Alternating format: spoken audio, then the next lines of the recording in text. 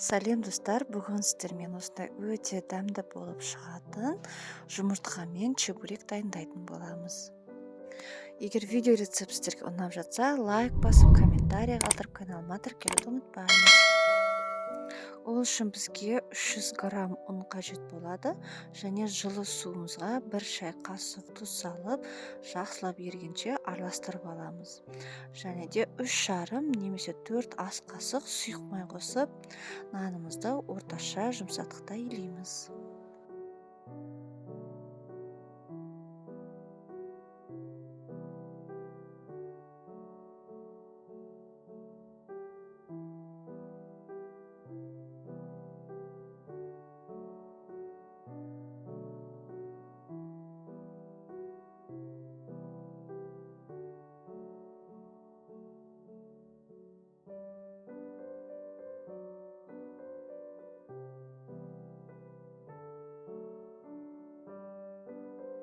Илеп болған нанымызды шамамен 10-15 минутқа тындыруға салафанмен орап қойып қоямыз. Нанымыз тынғанша жұмыртқамызды пісіріп қоямыз. Ол үшін бізге үлкен 4 жұмыртқа қажет болады. Ал егер жұмыртқаларыңыз кішкентай болса, 5 салсаңыздар да болады. Жұмыртқамызды салып қойғаннан кейін, ол піскенше жаңағы тынған нанымызды 8 бөлікке бөлеміз. Егер сіздер кішірек жасағыларыңыз келсе, чебуректі одан 2 есе қылып бөліктерге бөлуге болады.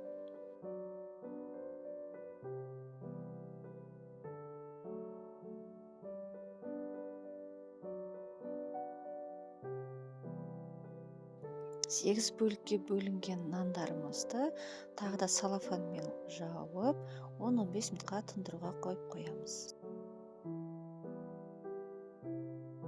Нанымыз тынғанша начинкасын дайындай береміз. Жарты пиязды жіңішке етіп видеода көрсетілгендей тураймыз.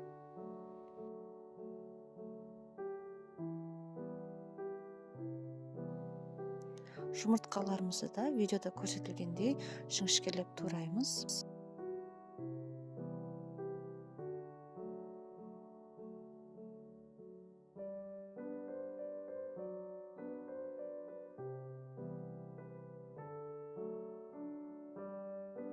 Барлығын турап болғаннан кейін, туралған пиязымызды, жұмыртқамызды қосып, оған көз мөлшерімен қара бұрыш және тұзымызды қосып жақсылап араластырамыз.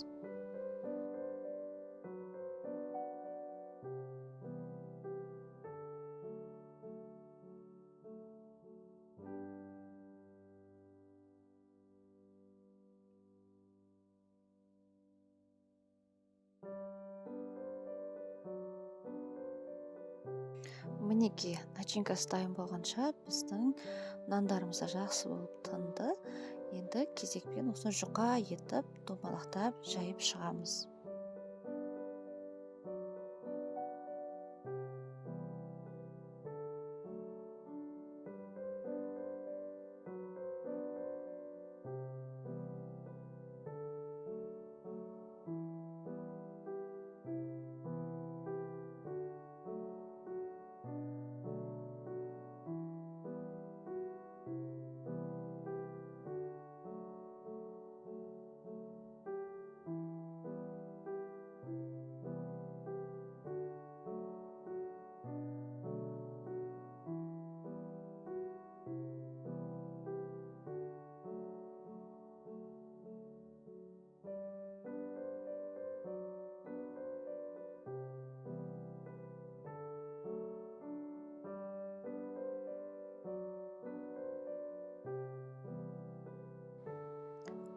Алдын ала қыздырылып тұрған сұйық майымызға чебуректерімізді кезекпен салып, екі жағын да жақсылап пісіріп аламыз.